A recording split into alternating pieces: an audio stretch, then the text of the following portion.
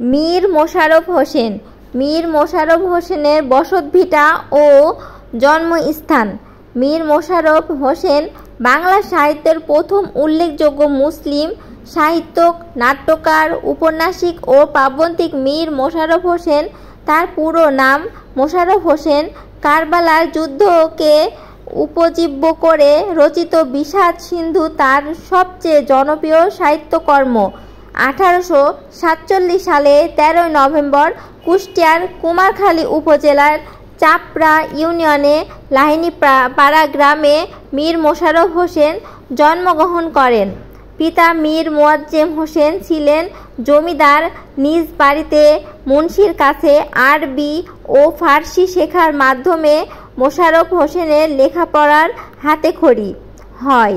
তার শিক্ষাজীবন শুরু হয় প্রথমে কুষ্টিয়ায়, পরে রাজবাড়ীর বালিয়াকান্দি উপজেলার পদ্মনদী গ্রামে এবং পরে তিনি কৃষ্ণনগর কলেজিয়েট স্কুলে পঞ্চম শ্রেণী পর্যন্ত পড়ালেখা করে।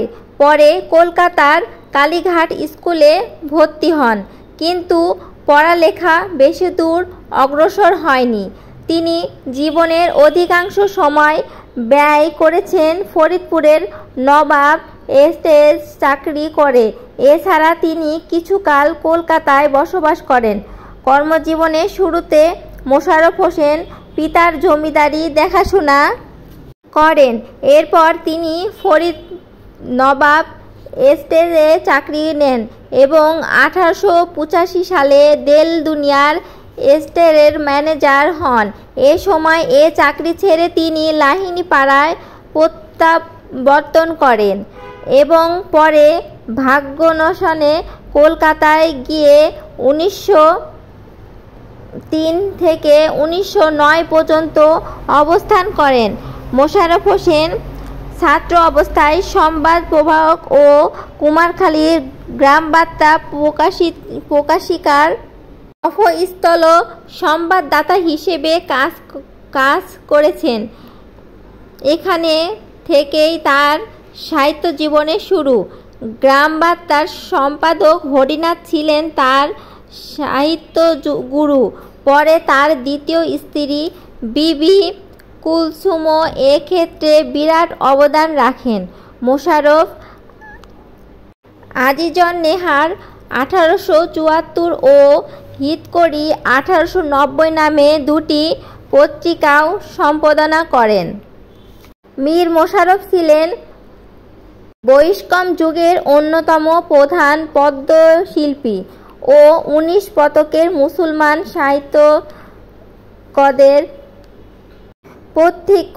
1865 সালে বঙ্কিমচন্দ্রের দুর্গেশ নন্দিনী উপন্যাস প্রকাশিত হওয়ার 4 বছর পর 1869 সালে মোশাররফের প্রথম উপন্যাস রত্নবতী প্রকাশিত হয়।